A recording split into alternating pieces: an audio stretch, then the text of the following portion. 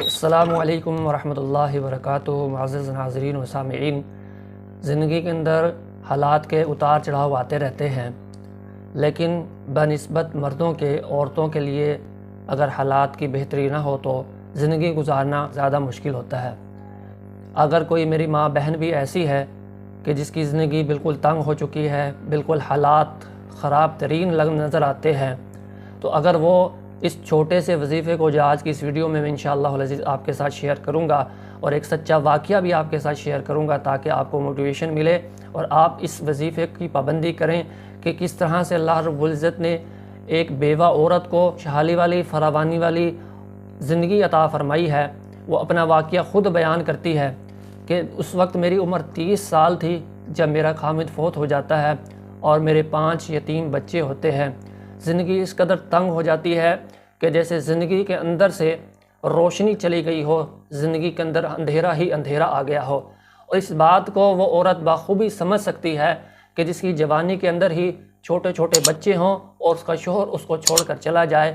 اس وقت بیگانے تو بیگانے، اپنے بھی بیگانے بن جاتے ہیں، چاروں طرف سے ٹھوکریں ہی ٹھوکریں ملتی ہیں۔ ایک بیوہ عورت کا اس معاشرے کے اندر کیا حال کیا جاتا ہے، اس سے میں اور آپ ناواقف نہیں ہیں، لیکن یہ کہتی ہے کہ میں نے کسی شیخ کی زبان سے یہ وظیفہ سنا اور میں نے اس وظیفے کی کثرت شروع کر دی، دن رات اپنے بچوں کو بھی اس کا پابند بنایا، وہ بچے بھی میرے اسی وظیفے کو کرتے رہتے۔ ہماری زبان پر ہمیشہ یہ وظیفہ رہا کرتا تھا۔ اللہ رب العزت کی طرف سے اس وظیفے کی برکت کے ساتھ ایسی رحمت ہوتی ہے کہ چند دنوں کے بعد میری زندگی نے کایا پلٹی کہ مجھے سلائی کڑھائی کا کام ملا، اور سلائی کڑھائی کے کام کے اندر اللہ رب العزت نے مجھے ایسی برکتیں عطا فرمائیں کہ میرے بچے اچھے اور مہنگے ترین سکولوں میں اچھی تعلیم حاصل کرنے لگے۔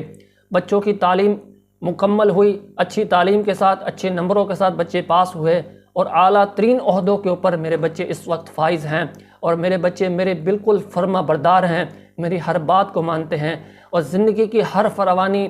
زندگی کی ہر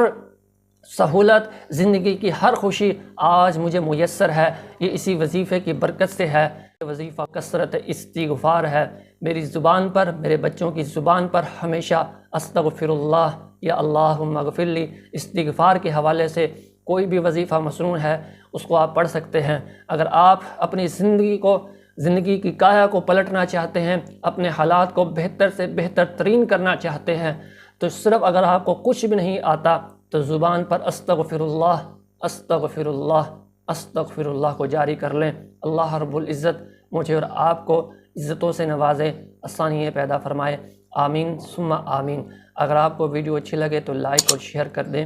اور کمنٹ کے اندر اپنی رائے کا اظہار ضرور کیا کریں کہ ہم اس چینل کو بہتر سے بہتر کیسے بنا سکتے ہیں، دین کے اس پیغام کو اچھے انداز میں، مزید احسن انداز میں زیادہ سے زیادہ لوگوں تک کیسے پہنچا سکتے ہیں۔ آپ تمام نے جس تک بھی میری یہ ویڈیو پہنچتی ہے اپنی رائے کا اظہار